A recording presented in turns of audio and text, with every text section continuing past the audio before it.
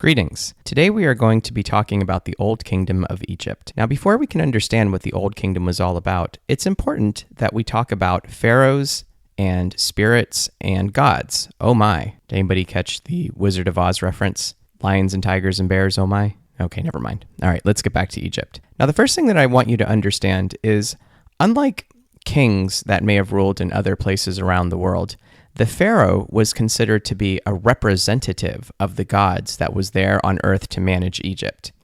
The people of Egypt felt that Egypt was a divine place, and therefore they needed a good pharaoh who would help to manage, prevent wars, establish trade, and make sure that all the crops were growing and were fertile so there would be enough food for everybody to eat. Perhaps the most famous aspect of Egypt is their pyramids.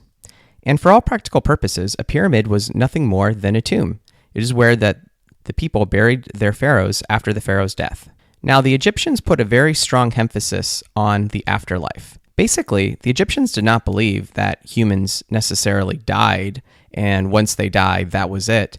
They actually believed that there was an internal spirit called a Ka, and this Ka would separate from the body after the death. And so the Ka would take up the tomb, the pyramid, as its residence after death. And that's why you would see pharaohs being buried with huge troves of treasure and foods and paintings and all kind of things, because the people of Egypt believed that their pharaohs would still need these objects in the afterlife as well. Now, getting to the afterlife was a fairly complicated process. The people believed that the dead bodies had to be prepared a very certain way. This method of preparing a dead body for the afterlife is known as embalming. The pharaoh's dead body would first have all of its organs removed and placed into canopic jars. The Egyptian people worried that if they did not remove the organs in a timely manner, then the organs would eventually detonate like an internal bomb, destroying the body of the pharaoh and not allowing the pharaoh to pass through into the afterlife. The one exception was the heart. The heart remained in the body. The Egyptians believed that the heart was the center of all thinking and feeling. We now know that that center resides in the brain today, but back then people believed that it resided in the heart. After all the organs were removed, the Egyptians placed great care in wrapping the body in bandages after the body was dehydrated, and these bandages would then be placed into a sarcophagus. The bandaged body, known as a mummy, was then ready for passage into the afterlife.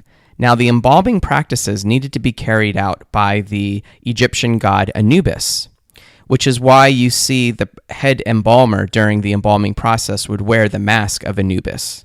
Now, once the pharaoh's Ka spirit was able to successfully pass into the afterlife, as outlined by the Book of the Dead, what would happen is the pharaoh's spirit would run to the god of the underworld, Osiris. All the information would be recorded by the scribe god Thoth, and then Osiris would take a feather and place it on a scale to determine the heart, whether it was a pure heart or not a pure heart, and the feather had to balance exactly on the scale.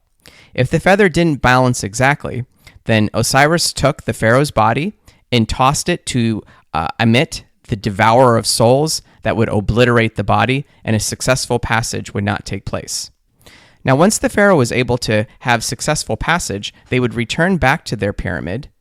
Speaking of pyramids, during the Old Kingdom of Egypt, Egypt is broken into three parts: the Old Kingdom, the Middle Kingdom, and the New Kingdom. During the first part of their kingdom, the Old Kingdom, some of their greatest pyramids were built. These were designed by the great pharaoh Khufu, and this is where the famous pyramids of Giza still reside.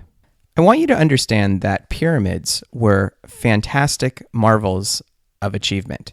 Sometimes pyramids would take as many as 100,000 people working on them, and people would willingly come and work on the pyramids because the Egyptian people felt by helping their pharaohs get into the afterlife that they too were going to get into the afterlife as well. Well, that wraps up the Old Kingdom of Egypt. I hope you enjoyed learning about pharaohs and gods and tombs. Take care. Till next time.